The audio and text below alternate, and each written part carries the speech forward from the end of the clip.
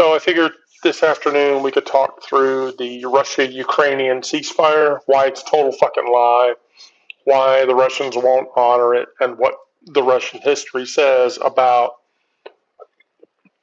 how that whole mess is going to play out. Would everybody be comfortable with that?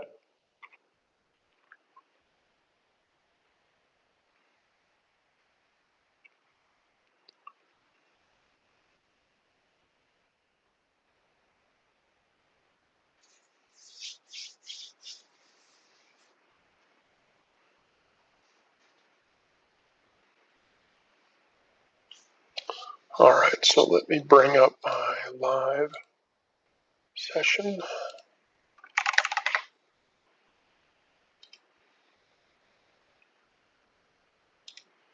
Here. Okay, so I figure we'll.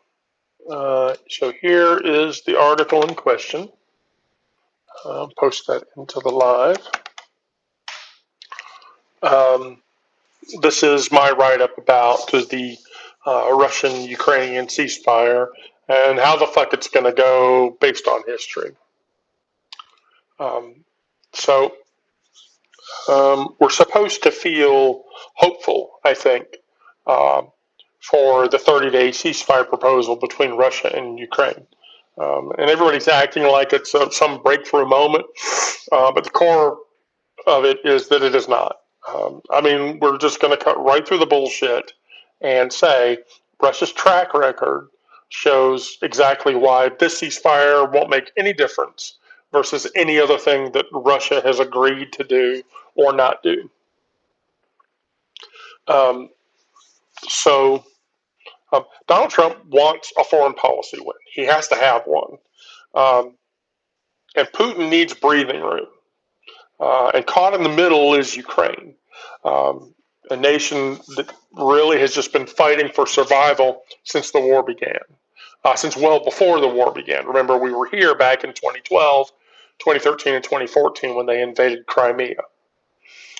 So a proposed 30-day ceasefire that Zelensky has agreed to do isn't happening in a vacuum. It's a calculated move in a much larger game where more Ukrainian lives are going to be lost. So, and that the ceasefire deal reeks of opportunism. Trump has been pressuring for peace since he took office. Let's be fair. Trump has said that on day one, he would have ended the war immediately, but that didn't happen. We're at day 51 and the war still rages. Which means Trump is a fucking liar. Not that anyone doesn't already know that, because he is a total fucking liar. So Putin, like a cunning fuckwaffle, sees an opening, and by appearing to compromise with a temporary ceasefire, he gets to look reasonable to fence-sitting nations while reorganizing his battered forces. And let's be fair, if they really do engage in a ceasefire, that means that Putin has the ability to basically resituate all of his troops. He has the ability to replenish all of his troops, rebuild all of his supply lines, and then after the ceasefire is over, go back into full-on assault in the Ukraine. So peace proposals should make you feel something other than dread, and dread is what I feel over this situation. This doesn't pass even the smell test. It stinks to high heaven. So it's like a serial killer offering to take a month-long break from murdering people and expecting a damn medal, which he would never get. So Russia has a litany of war crimes stacked against it. Well, let's not forget the Bucha massacre, which revealed bodies of civilians that had their hands tied behind their backs, and then they were shot in the head in cold blood. Mariupol, Russian forces bombed a maternity hospital, a theater, clearly marked with the word children on them. They were bombed anyway. and those lives were lost. They reduced that city to nearly 500,000 people, to complete rubble. Russian attacks have deliberately targeted civilian buildings and infrastructure, shopping malls, apartment housings, hospitals, schools, power plants. A very dear friend of mine, whose family lived in Kiev when the war started, iterated to me in more than one conversation. He lives in London now. That he lost 6, 7, even possibly, well, I think it's been confirmed now, 8 family members in the initial volley of attacks that happened that happened in Kiev. And Putin doesn't give a shit. He really doesn't.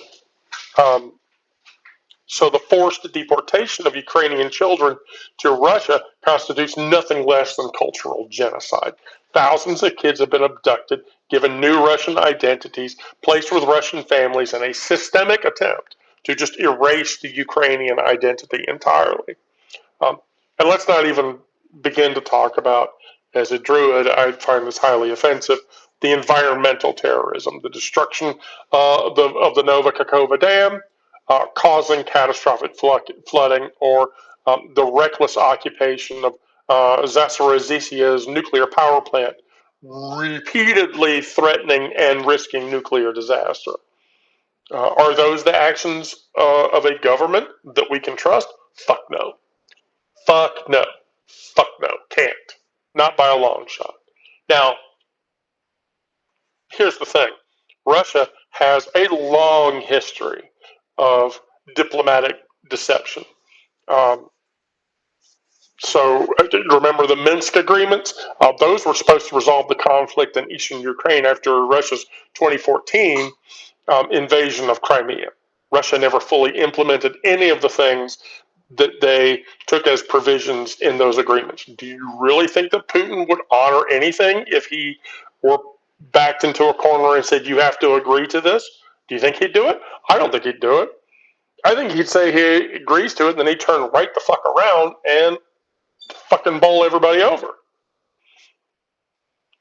In the early days of the start of the 2022 invasion, Russia participated in peace talks in Belarus and Turkey while simultaneously continuing to bomb the shit out of the Ukrainian cities. They agreed to humanitarian corridors, then shelled those exact routes to destroy those corridors.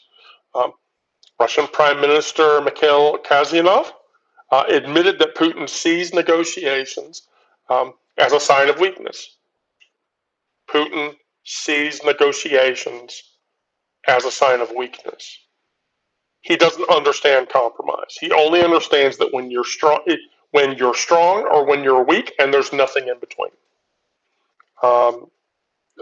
Harvard historian Tom Snyder pointed out that Russia uses peace talks to prepare for more war, not to achieve actual peace.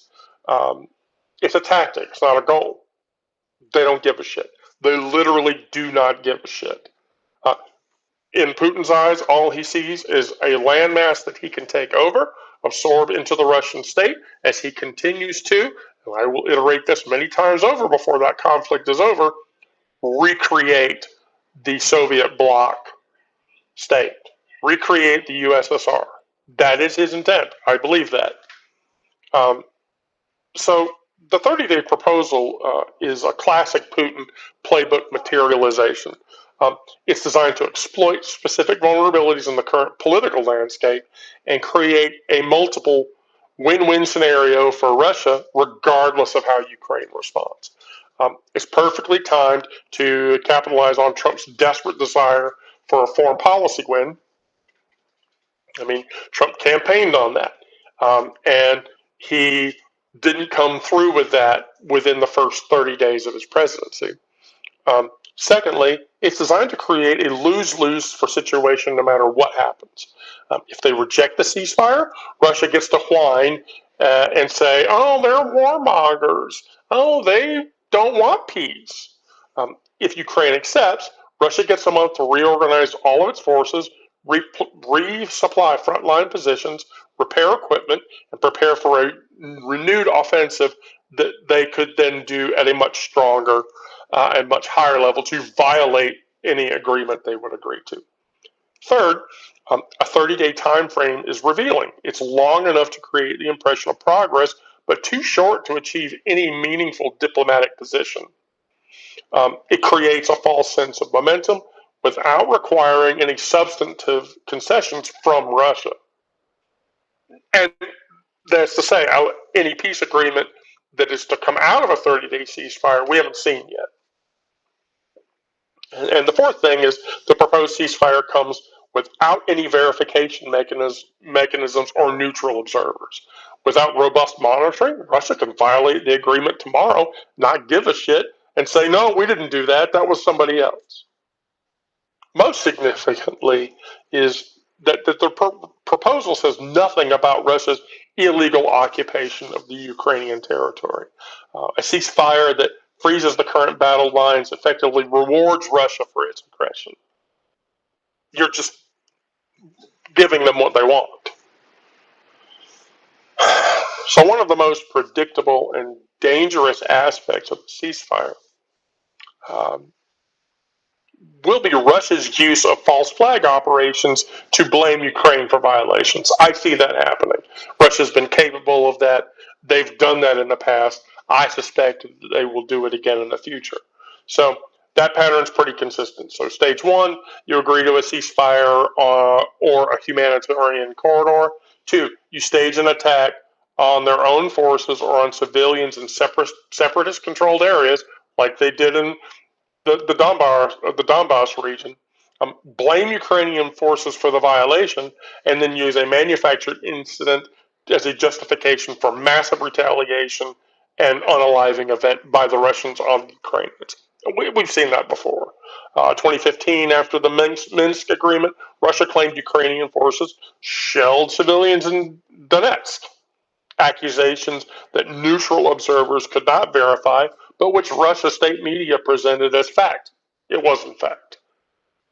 I highly suspect that it was Russian motivated. The Russian propaganda machine is already laying the groundwork. If you follow the publication, if you read our publication, I do speak and translate fluent Russian, and I went through a major portion of the TASS and the Pravda and the Kiev Times to iterate the differences between what the Russian state media is reporting versus what normal media channels are reporting, and it's a stark difference. It's a stark difference. As a matter of fact, a lot of the TASS media paints Trump as a hero, even if you don't get that in the English translations of the Pravda RU. The Russian, this is just how it works. In the perverse logic of Russian information warfare, Ukraine's actual compliance with the ceasefire is irrelevant. They don't give a shit. The narrative of Ukrainian violations will be constructed regardless of what happens on the ground. If they agree to the ceasefire, Russia will find a way to manufacture an event that appears to be Ukrainian, one way or the other, and then that will negate the ceasefire, and then they can continue to slaughter innocent Ukrainians. So why is that? Because Putin will never, ever honor peace. Putin has no interest in honoring peace. Understanding his psychological makeup helps explain why no ceasefire agreement could ever occur. Putin rose through the ranks of the KGB during the Cold War. He worked for the Politburo. His formative experiences came in a system where truth was whatever served the state's interests. In this case, his own, because he worked for the Politburo. That background created a leader who is fundamentally exists and does not believe in Western concepts of agreements made in good faith. He just doesn't care.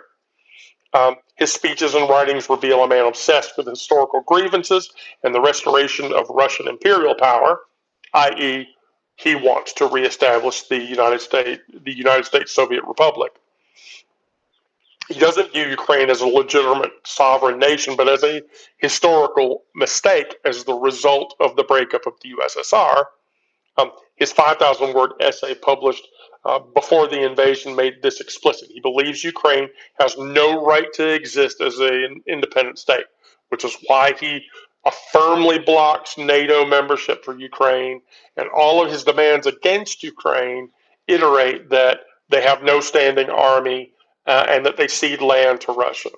This is all because, in Putin's mind, the Ukraine is literally just an area of land that he can take over. Perhaps the most telling is how Putin responds to perceived weakness. When he senses his opponents are desperate for peace at any cost, he pushes for a maximum advantage. Trump's eagerness to declare victory and move on is exactly the kind of vulnerability that Putin exploits. Uh, you know, Gary Kasparov put it perfectly. Putin plays poker, not chess. He's constantly bluffing, and the West keeps folding despite holding better cards. And I don't understand why people can't see this. So when, not if, the ceasefire falls apart, the propaganda narrative will already have been written. Ukraine will be blamed regardless of who actually violates the agreement. Russian state media will flood the zone with contradictory claims, doctored videos, outright fabrications designed to create confusion. Sound familiar? Yeah, it's like the bullshit that's happening in the U.S. right now. The timing will be calculated for maximum effect, like when Western attention is directed elsewhere and during a period of political uncertainty. The attack will probably target a high-value objective that Russian forces have struggled to capture through conventional means. Like I said, this is all just theoretical, but based on past events, this is what is likely to happen. Most dangerously, the collapse of the ceasefire will be used to justify cutting off Western military support. Trump has repeatedly signaled of his reluctance to continue aiding Ukraine, and a manufactured Ukrainian violation would certainly prove the perfect pretext for abandoning them entirely. Now, I'm saying that from the U.S.'s perspective because most of Europe has said they will back the Ukraine, and they think that the Ukraine needs backing. So without Western weapons, Ukraine can't hold the line against Russian aggression. And once Ukraine is forced to negotiate from a position of weakness, Putin will demand nothing less than the dismemberment of the entire Ukrainian state and make it a part of Russia. So if Russia were serious about peace, which they absolutely are not and they won't ever be, a legitimate proposal would look radically different from the 30-day ceasefire theater. Genuine peace initiative would start with Russia's withdrawal, including Crimea, which won't happen. It would include provisions for war crimes, accountability, and comprehensive reparations framework for the destruction that Russia has committed. It would involve neutral third-party verification with robust monitoring. And then most importantly, it would involve Ukraine's membership in NATO. And even tertiary to that, it would acknowledge Ukraine's sovereignty, right to determine its own future, including its relationships with Europe.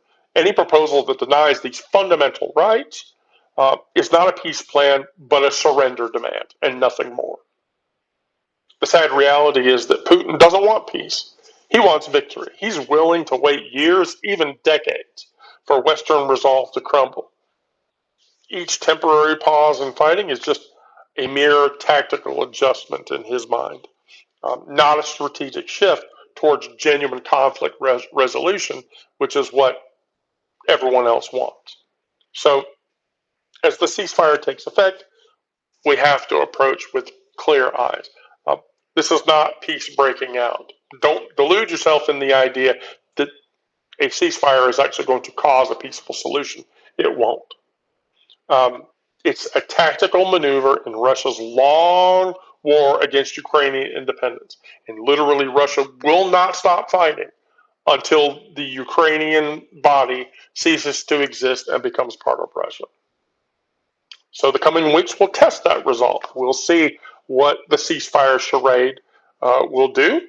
Or will we once and for all become aware of Putin's con? History suggests that we should prepare for disappointment because that's what's going to happen. As Zelensky himself said, peace is impossible without justice. And he's right. All of the things that have happened to Ukraine must be justified against what the Russians have done to get there. The ceasefire proposal offers neither peace nor justice, just a brief intermission in Russia's campaign of imperial conquest. And when the shooting inevitably resumes and the responsibility lies, it won't lie just with Putin, but with those who enabled his deception by pretending this charade was anything other than what it is, a fucking lie. And yeah, I agree, Howard. Unless somebody attempts to deprive our lives of Putin's existence, if that happens, then yeah, it'll all fall apart, and Russia will stop attacking um, attacking the country. So, questions?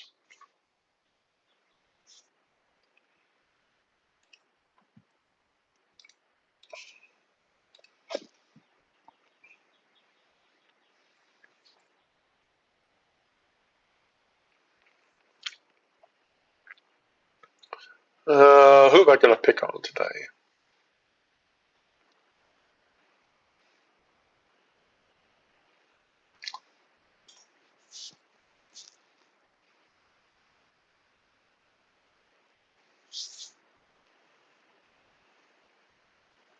I randomly pick on people, so um,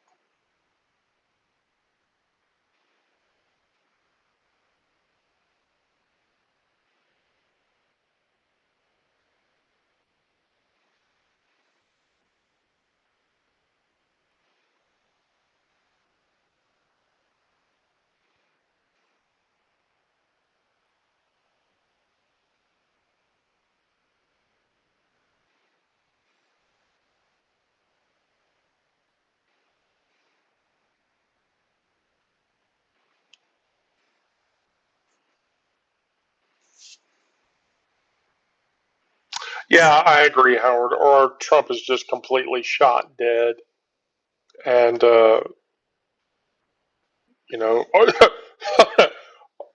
I don't know. Here's the thing about that, Howard, is that well, here, you know what? I'm going to give you a chance.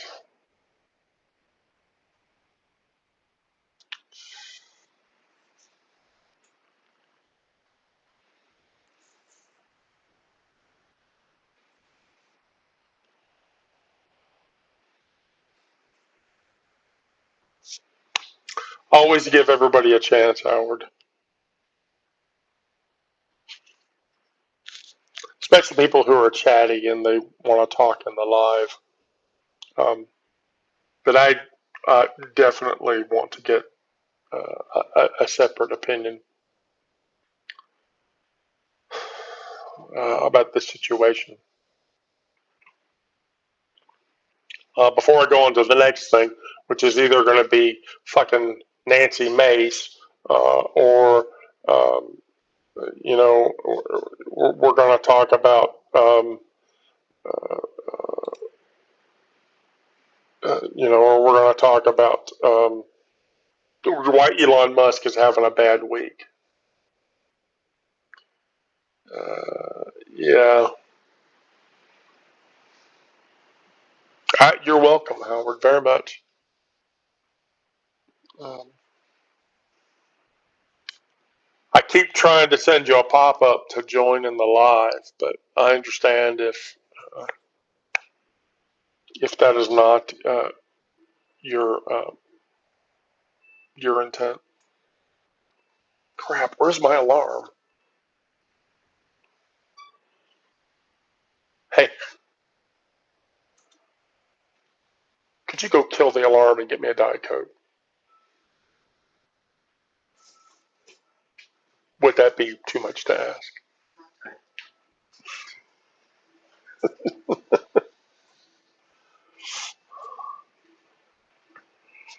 Okay.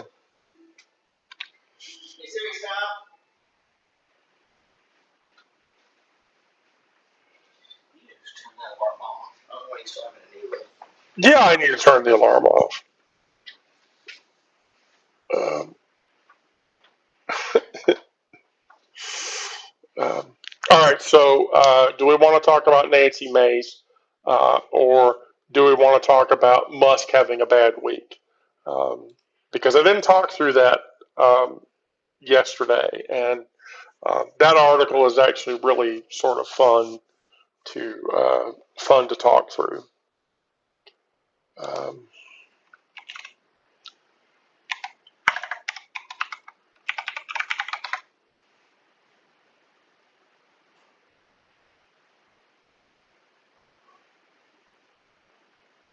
um,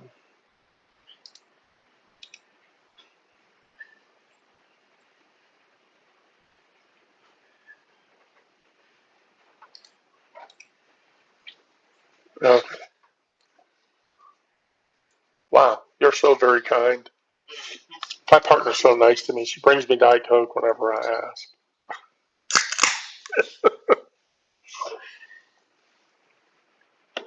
Yeah, because my throat gets all dry after I talk a whole bunch. And I hate that. I hate that completely.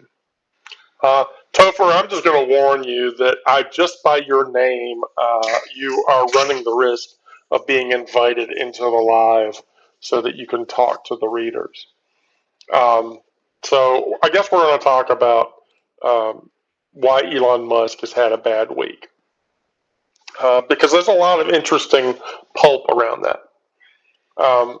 So here's the crux of it. Musk can't keep up with everything and Doge at the same time. So the image of Musk sighing deeply, admitting that with great difficulty that he's struggling to balance all of his businesses with managing Doge. I mean, I don't know about you guys. I watched that news bit and I just hit back like 5 seconds to see Elon Musk go with great difficulty. Because I wanted to keep hearing that over and over again because that's him admitting weakness. I mean, running Tesla, SpaceX, Neuralink, X, the platform formerly known as Twitter, um, and then managing Doge at the same time is becoming too much for him. What's truly mind-boggling is the audacity that he has to simultaneously revolutionize space travel, transform the automotive industry, and alter human consciousness through brain transplants, maintain a social media platform, and try to reshape the federal government all at once. He's a fucking idiot. Um, and it's a level of hubris that uh, would make Icarus say, damn, maybe I really do need to not fly so close to the fucking sun. The truth is painfully obvious, though, to anyone paying attention. Musk is failing spectacularly, and so spectacularly that back in January of this year, um, Tesla stocks were trading between $450 and $500. Today, Tesla stocks are trading almost at $200. So Musk literally has lost nearly $300 billion in stock profit and stock valuation. Um, the truth is painfully obvious. Um, if anyone is paying attention, he's failing so spectacularly that Tesla shares continue to fall. X went down for half a day, which, by the way, we'll get to what he blamed that on in a bit. But And then his government role has devolved into nothing more than a vanity project with a QC acronym. He's not even the leader of Doge. That's Amy Gleason or whatever, or whoever the fuck she is, right? Musk's compulsive need to overextend himself reflects a fundamental insecurity about his own capabilities. And let's be fair, he has no capabilities. He got an emerald mine from his dad. He got a bunch of money. He took that money and he bought shit that other people made it his own, and then stacked a bunch of shit on top of it. I mean, that's essentially what he did. He's not a technical genius. He's not a genius by any normal stretch of the imagination. He's just fucking lucky because he got a bunch of money at the right time. So, the pattern of taking on more responsibilities just as existing ones begin to falter is a classic avoidance behavior. Oh, hi, Tess. Hey, Tess. So if you see this, I want you to come into the live. You comment on my stuff a lot, and that's fucking cool. So if you have it in you, please come into the live. So the Tesla nosedive. If I were a Tesla shareholder, watching my investment evaporate by 40% since December, I'd be furious. The electrical vehicle company that once represented cutting edge is falling completely apart. And the problem is breathtakingly simple. Tesla customers have traditionally been environmentally conscious progressives with disposable income. They aren't MAGA hat wearing fuck-it-alls. And so now all of the progressive people that were buying Teslas are deserting Tesla because of Elon Musk's Doge bullshit. So the stock market has responded accordingly, with Tesla shares experiencing their worst single-day drop since 2020, plummeting 15.4% to $222.15 per share.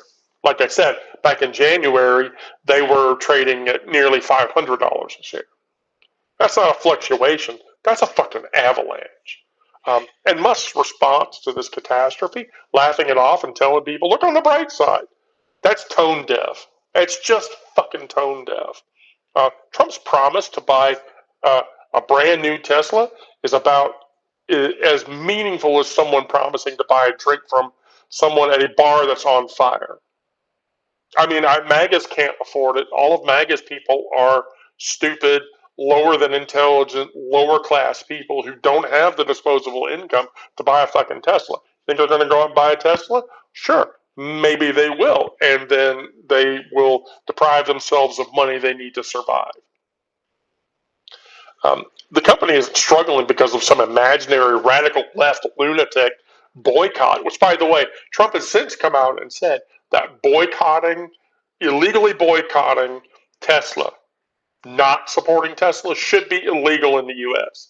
And that the Department of Justice is going to prosecute anybody who attacks a Tesla location as a domestic terrorist. Bullshit. It's complete bullshit. So if you deface a Tesla, a Tesla dealership, and you get caught, the Department of Justice is going to fucking prosecute you as a domestic terrorist, which means you would qualify to go to Guantanamo Bay for defacing a Tesla. And then let's be fair too. Another thing about Trump taking a gift from Elon Musk. So if Trump did not pay for that Tesla, that's a gift. He can't do that. And the reason that he can't do that is because it violates I can never pronounce the word right, emoluments clause, which refers to Article 1, Section 9, Clause 8 of the U.S. Constitution, which prohibits federal office holders from accepting any present, office, or title from any foreign state without congressional consent. Its purpose is to prevent foreign influence or corruption of American officials. A related article clause in Article 2 specifically restricts the president from receiving a gift beyond their salary from anyone. That includes someone like Musk. These clauses aim to ensure that federal officials act in national interest, not in the interest of other people. So that's why it's all bullshit. So now we get to Twitter falling apart. So from about, I think, about 8:50 a.m. to Howard Cohn. Maybe I would say, Howard Coombe, that a number of millionaires and billionaires. There are a few obvious exceptions, but I would say more than half of them were people who got money from the family to start whatever business they engaged in. Like I said, there's a few differences. Jobs didn't get money from his family. He was a garage kid. Walton was some dude that drove around in a truck in Bentonville, Arkansas, and opened up a store. But I think that there are other millionaires and billionaires. They had a significant push. So when your company's failing under and your reputation is in tatters, what do? Well, if you're Elon Musk, you blame Ukraine. So Musk has since claimed that the X outage was caused by a massive cyber attack from Ukrainian-era IP addresses. Yeah, exactly, including Donald Trump. And that's suspicious timing in my case. So let me break this down for you. Musk provides zero evidence beyond vague assertions about IP addresses. By the way, as an info security engineer, let me tell you, spoofing IP addresses, not that hard. Really not that hard. Spoofing a geolocational IP address, give me 20 minutes. Give me 20 minutes, I can do it.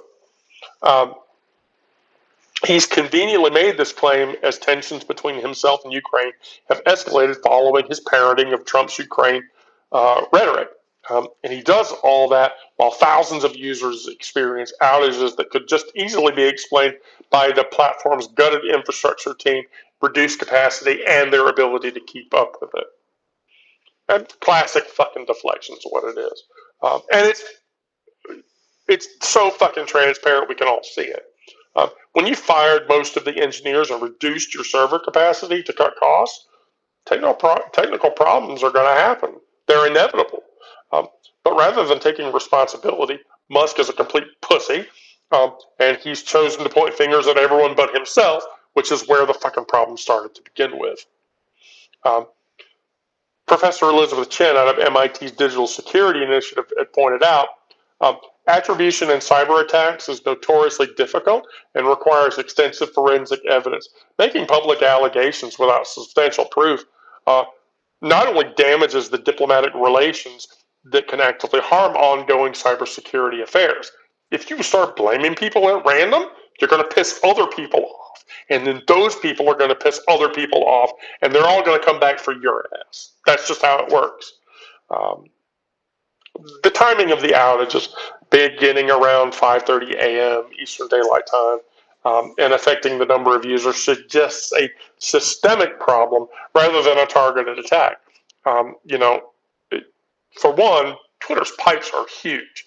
I mean, if we're talking about classic denial of service, you're going to need a really fat fucking pipe and a whole shit ton of CPU to beat that out.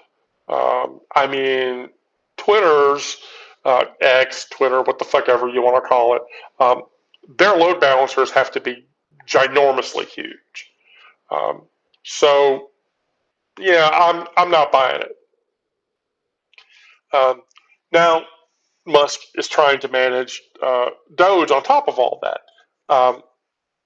And they have claimed to have saved the government $55 billion as of mid-February.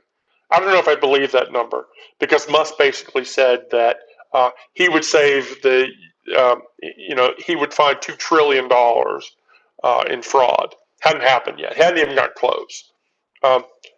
And let's be fair, a recent news article suggested that the government, up to now, since the inauguration, has spent $1 trillion in deficit to do all this shit. So they're already driving up the national debt trying to initiate all of these changes that are fucking the market, that are fucking the government, that are fucking the people who depend on those policies, um, to live. Um, what the fuck? You're telling me you spent $1 trillion fucking dollars to find fraud that is happening in the government, and you haven't even gotten to that $1 trillion yet? That literally all you've gotten to is like 100 billion? You got 900 more billion to go. Hurry the fuck up. And Musk's assertion that he's trying to prevent America from going bankrupt with waste and fraud is rich coming from someone whose companies have benefited enormously from government subsidies and contracts. Tesla and SpaceX have received billions in government support over the years, but fuck. I mean, forbid that money go towards federal employees instead. I mean, fuck that. We were driving home today, and I live in Atlanta. I'm standing outside of the Center for Disease Control because I live in East Atlanta, which is south of the Emory district location, which is where the CDC's main office is. There were 500 people, all with signs: "Stop the purge," "Impeach Trump," "Save the CDC." Thank you, Trump, for measles in however many fucking states. The hypocrisy here is just completely breathtaking. Musk is a guy who builds his business empire on government funding while simultaneously arguing that government spending is out of control.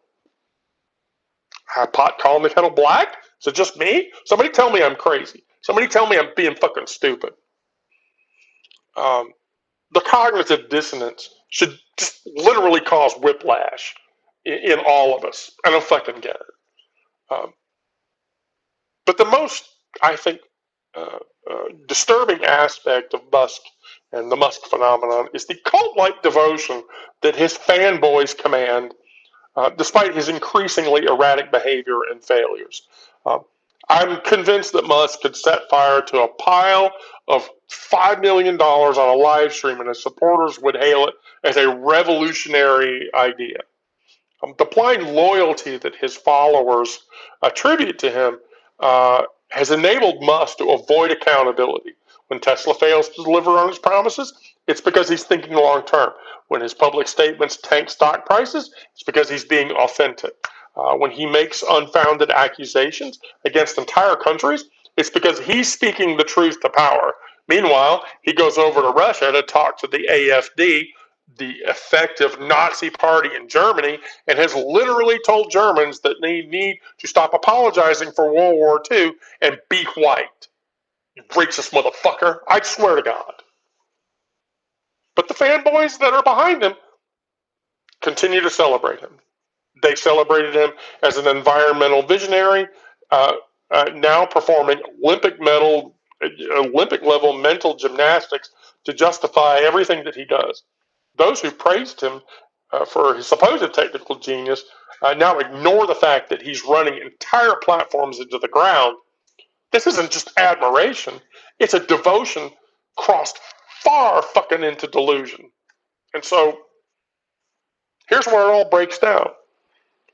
Based on Musk's current trajectory, what he's doing is unsustainable. Something has to give. Given to the rapid decline of the Tesla stock, it seems the market has decided that his ventures will feel the pain first. The question isn't that there will be a reckoning, but when and how severe it will be and at what level. Tesla's valuation was always predicted on the promise of future dominance in the rapidly expanding electric vehicle market. Outside of the U.S., Tesla sales have dropped 30, 35 to 40%, and yet other EV manufacturers saw an increase of 20, 30, and 40% in sales. So Tesla cars are being bought less abroad, and other EV vehicles are being bought more abroad. There was a time when I legitimately thought that the Tesla standard of charging port was going to be the thing that was going to be set as the standard. Now, I don't fucking believe that. It's fucking bullshit if it happens. Um, X, Twitter, I will always call it Twitter. Fuck calling it X. It's stupid. It's a technical mess.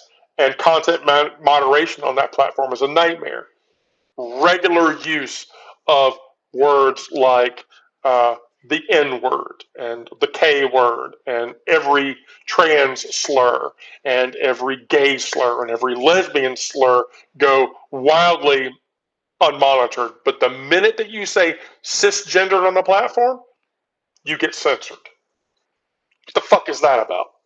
Who the fuck? I don't fucking get it. The wheels are coming off, and Musk's response has been to double down rather than to try to course correct, which he could do himself very easily. It's like watching somebody steering towards an iceberg while insisting that they could just build a better ship while they're all drowning. Oh, we're on the Titanic. Oh, there's an iceberg. Just go right through it. We'll survive it. I mean, we know how that happened, right? So in the end, what happens? Musk is a naked bitch with no fucking clothes. And I don't want to see that naked. I've already seen a topless picture of that asshole. I definitely don't want to see the rest of that asshole naked. That's fucking horrifying. Um, the admission of great difficulty in managing his various roles isn't just an acknowledgement of him being overwhelmed. It's the first crack in what is a carefully constructed facade of the tech genius who thought he could do it all, but he can't. The reality is far less impressive. He's a privileged man born into wealth who leveraged government subsidies and exceptional timing to do business, build businesses, and do business that are now suffering from his divided attention and political miscalculations. I mean, if anything, Musk is just lucky at timing. The stock market doesn't give a damn about loyalty or vision. It responds, as we have seen. Trump announces tariffs on Canada and Mexico and China. What happens? The Dow Jones takes a drop. He backs up and says, whoa, whoa, whoa, whoa, whoa, we're going to wait a month. The market recovers. But now we're going to tariff Canada and Mexico at 50%. The market takes another dip. And then all Trump does is say, oh, well, that's not my fault. That's Joe Biden's fault. How the fuck is that Joe Biden's fault? That's what I want to know. Market volatility is not slow. The market is volatile to things that happen in real time. And I don't see how Trump can't see past that or understand why the fuck that happens. So for all of Musk's talk of saving humanity through Mars colonization and brain-computer interfaces, he can't even keep up a social media platform. And perhaps before planning to save civilization, he would demonstrate the ability to manage his existing responsibilities without sorting to sighs of exhaustion on national television where he would admit that he's overwhelmed and he doesn't know what the fuck he's doing. The irony is that the man who warned about the dangers of artificial intelligence has himself become a cautionary tale about the dangers of human hubris. And unlike his rockets, the one crash that's coming for him in the end won't end in a successful landing. I don't care how hard he tries. It's going to suck for him.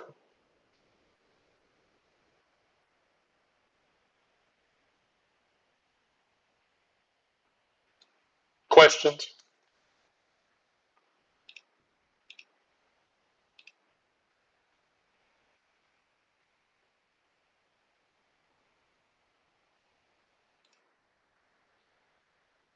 Oh, Tess dodged me out. That's crazy. Um, gosh, Tess, that's not nice. All right, who are we gonna grab?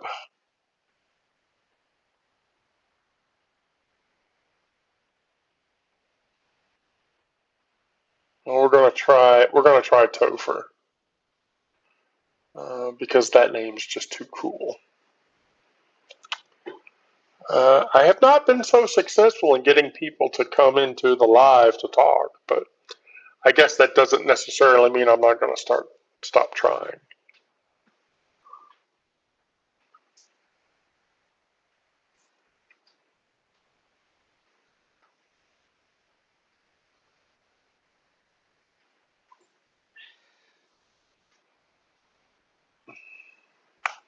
So I'm probably going to regret this, but we're going to see what happens.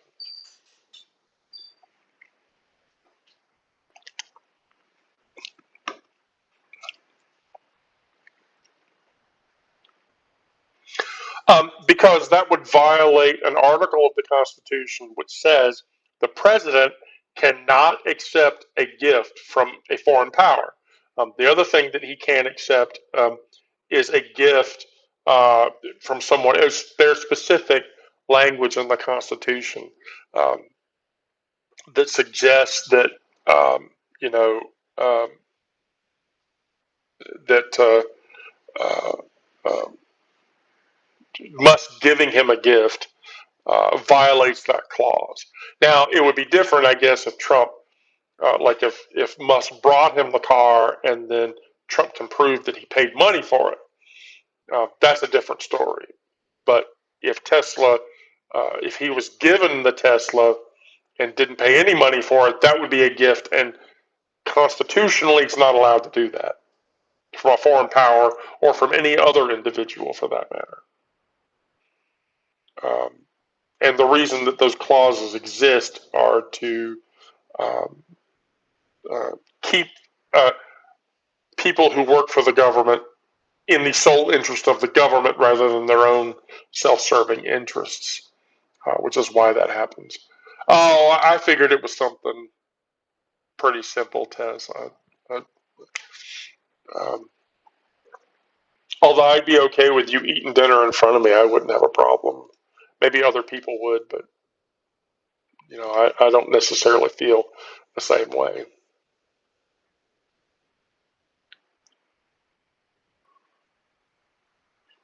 about it. So, questions again? As I consistently try to find somebody to drag into the conversation. Uh,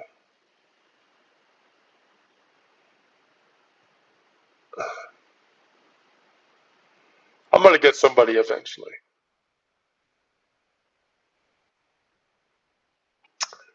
Oh, no.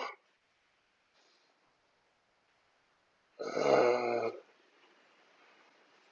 yeah, I'm going to keep trying. Um, gonna keep trying till I get somebody.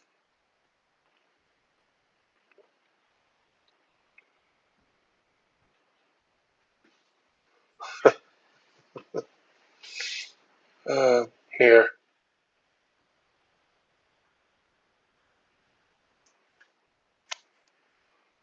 Last two times that I attempted to bring someone into the live session. Um,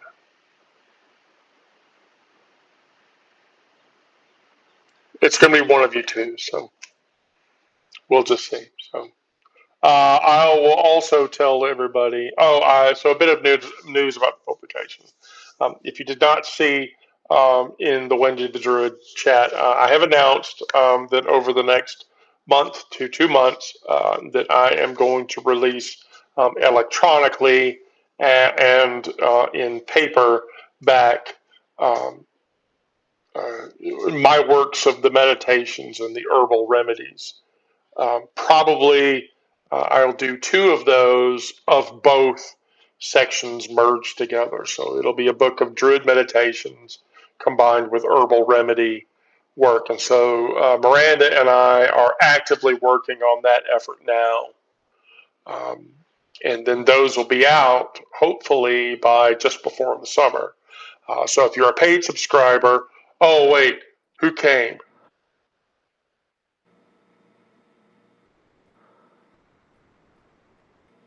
I can't see you.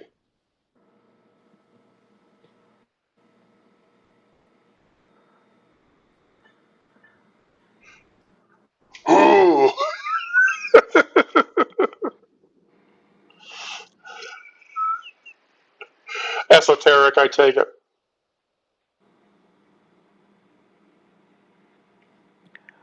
That is it. Nice. Yeah, just got back from the ranch. Long fucking day.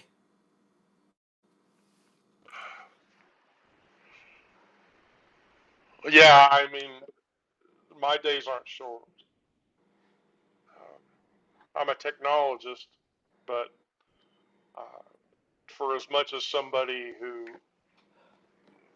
does all of their work outside, uh, I probably use my brain as much, which means my brain is probably way mushier than most normal individuals. Hell no. Oh no, it's all fucked up here. I'm just gonna warn you. I'm just gonna warn you. So you're on with Wendy the Druid. You can literally ask me any question and I'll answer. Oh, well, how goes it?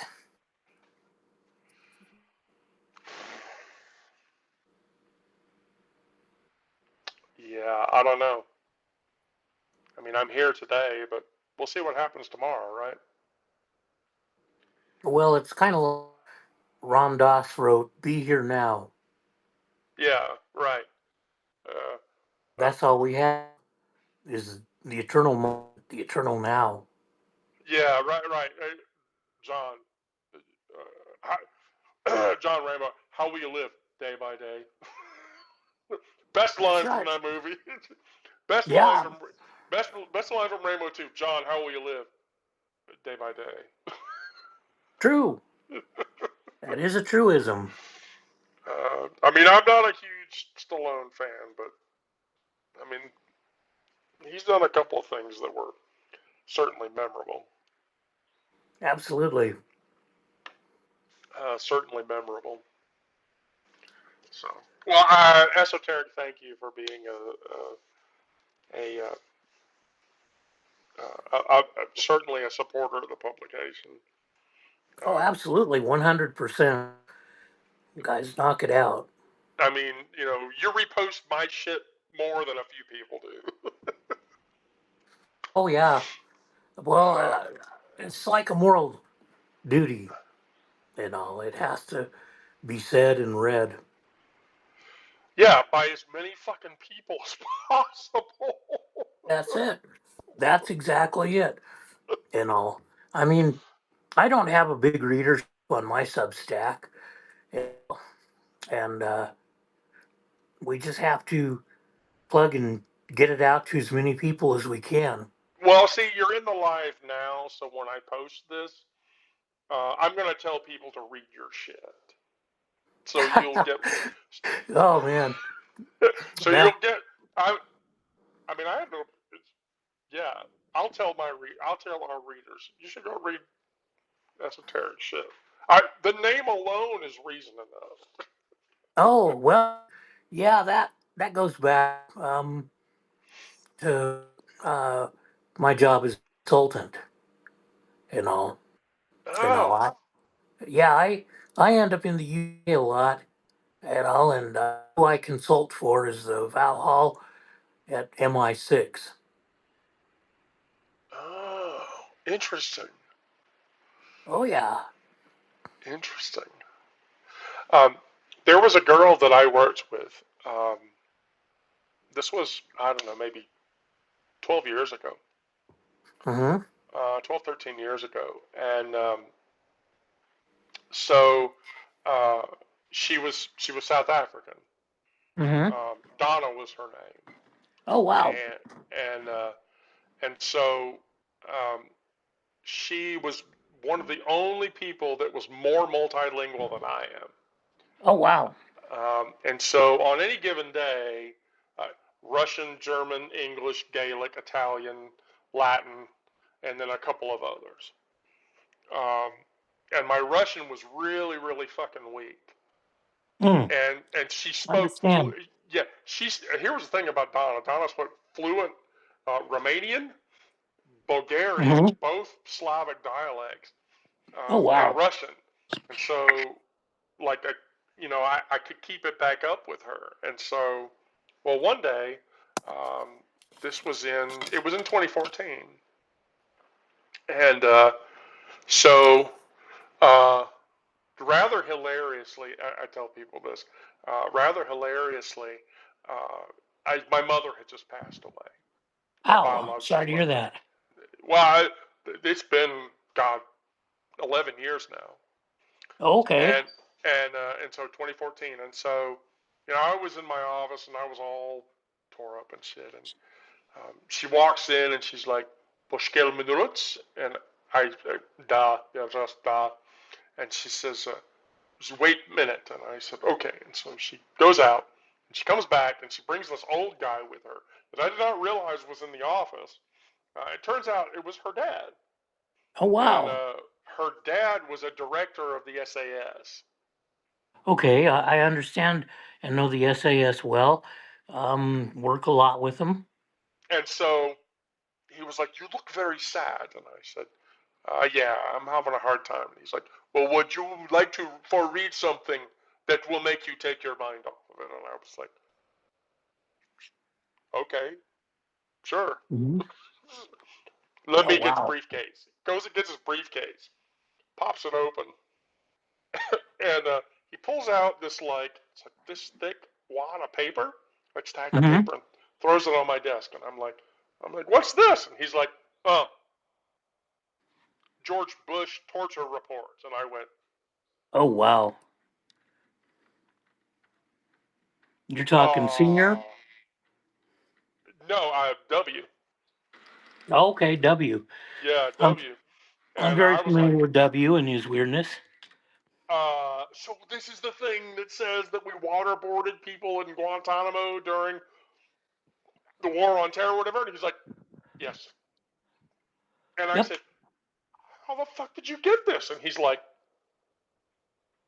"I am former SAS." And I went, Mm, understand. I'll pretend that you didn't see what my face looked like. Oh my God. Yeah, I understand how that must have been for you. And, Um, yeah, because the SAS basically are kind of the British equivalent of Navy SEALs, and they're involved in a lot of nasty covert activities. Would be a They way are of putting it. certainly, yes, they are certainly covertly connected.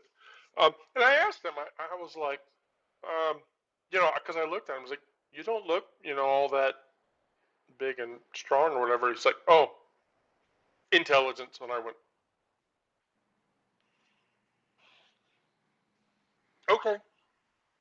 Well, You don't remember what my face looks like, please." well, working in the intelligence, you're dealing with jockeys who are the bulk of it, but field operatives, that's a different ballgame. Well, that's an interesting thing you bring up about that because, um, I've done my share of DEF CON conference visits. Okay. Um, and I did DEF CON in '08 or '07. I was All '08 right. because I presented at DEF CON in '08 because I was a longtime info security, network security engineer. Yeah. And I was presenting a vulnerability that I'd written back then, which, by the way, interesting to know, my readers are going to hear this and maybe that'll make them afraid of me. I don't know. But Nah. I actually got written up, I got a write up in the 2600, which is the Hacker Quarterly. Mm, That's like the holy grail. If you're a cybersecurity, info security person, you get a write up in the 2600. There, you've it's not going to get any better than that. And absolutely. so and so I Understand. so I had so in 2008 I had gone to DEF CON to present that vulnerability because the vendor refused to listen to me, um, Hmm. and refused to even remotely address the vulnerability that I'd written. And so I went there, and so William Benny and Thomas Drake were there. Those were the guys that did Prism for Hmm. the NSA. Yep. And Drake was the one, like the way he tells it. Um, the way he tells it, um, the the FBI stormed his house with like choppers and black dressed agents and shit, and they took all of his computers and arrested his wife and shit because he Oh, the Men in leaked. Black. Yeah, because he leaked. I mean, go Mm. Google this shit. You'll it's all there. Um, in Drake's case, yeah, like it was really bad. But they kept his wife in a gulag, like you know, Well, yeah. while they questioned who did you leak it to, and Drake was like, I'm never gonna tell you. And so, holy shit, yeah, like urban legend. But I did not realize um, Beanie was actually supportive of the NSA's building of the Prism Mm. architecture, which Prism, for those that don't know, Prism was the thing that the NSA used to do no warrant surveillance on people. So Absolutely. You're talking about COINTELPRO. yeah, yeah, exactly. So well, I have a human intelligence person sitting not 6 feet away from me. Mm. That's my partner, um, Okay. and Yeah. so yeah, I was like, oh, okay, this is scary. But Beanie actually approved of Prism and Hmm. all of the shit that it did, and maybe not a lot of people know this, but Prism was what Snowden used to leak data before he went off to Russia or whatever. That's Um, true. so it's sort of like, oh, okay. Um, but yeah, warrantless surveillance. So I will tell everybody in the channel, time was in the early 2000s, going up to, it might even still be the case. Um, if you want the FBI to open a file on you, open up an email and send the words bomb, jihad, president, kill, jihad, jihad, jihad, bomb, kill, kill to somebody that you know randomly, and that will guarantee you that the FBI will open up a file on you. Absolutely. Because they'll get a hold of it. That's no conspiracy theory. I No, confirmed it. that's reality. I understand. You can go to your local FBI field office and report even less, and just go in person to the field office Yeah, right. and everything, and walk in and make a report, and you don't have to uh, use uh, weird extreme words like jihad or bombing, but just report it all, and they'll do it. I mean, out west in Wyoming, in Casper, right by the post office, the next building right to it, the Dick Cheney building of all places, that's what they call it, has the FBI field office in it. So you can go pick up your mail at the post office, and I actually I make a lot of visits to the FBI office, and when they have out of town agents from Denver, I unlock it for them. Oh, fascinating. Yeah, it's a real world, and the covert intelligence world gets bizarre. Um, my consultant assignments are in the UK, you know, and familiar with MI6 and what it looks like. Oh shit. Oh crap. Hey, esoteric, I just lost you. I don't know what happened there. Um, Howard, I just saw your question, by the way. How do you create a two-way appearance on this thing? It's very easy. So, um, Howard, are you looking on your phone? Um, give me a yes or a no really quick. And then what you do is, or what happens is, I try to invite you, and you'll see a little pop-up on your phone that says join or not. I just tried to resend it to. Oh, okay, yeah. So yeah, that's here. We could just try that really quick. There we go. So you should get a little pop-up that shows that that it's attempting to invite you into the live, just so you'll know for future reference.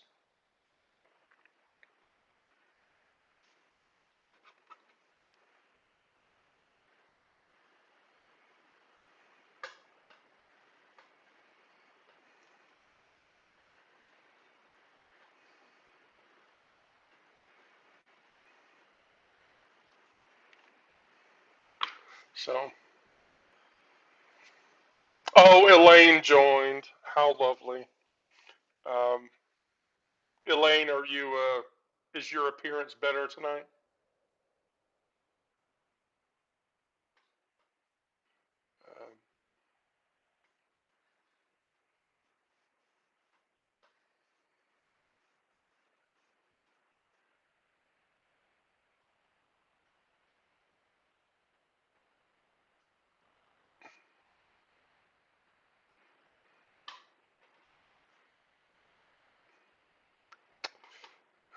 Here, I'm gonna pick on somebody else before we go.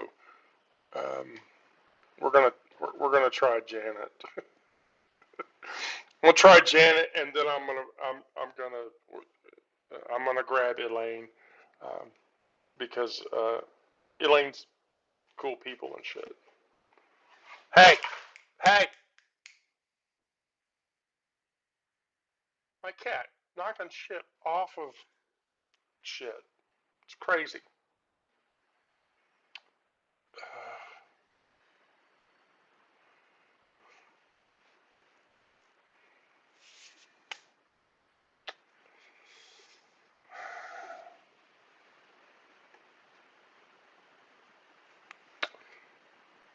Oh well, we're not having much luck tonight. So anyway, back to the announcement that I was trying to make before we started uh, talking with people. So I made the book announcement in the chat today. So um, we're going to release books of the meditations and the herbals on the publication. So if you read the publication and you're a paid subscriber, you'll get a 25% discount on all the books that I write and release through the publication and or otherwise. I will tell you that they will become available on Amazon. The current plan is to release the ebooks on Apple Books and Amazon electronically, and then sell paper copies, shipping those from from the house here to to all of you guys that want to read it. Plus, I'll be selling the book at random events as time allows and goes on. So, I think, in the interest of time, I believe that we are going to uh, term for the night. Um, Thank you, everyone, for joining the live session. Um, and um, I want you all to be safe. So please, all of you, be safe. If you're not in a safe space, um, do something so that you can be in a safe space. Um, as a trans woman, safe spaces are hard. Um, it's safe in my home. Um, it may not be elsewhere. Um, and so then I also want to thank all of you if you're a paid subscriber. Um, uh, Thank you for supporting the publication. Um, this is a major body of what I do for work. Um, and so if you're supporting me financially, I immensely appreciate it. Thank you all for doing that.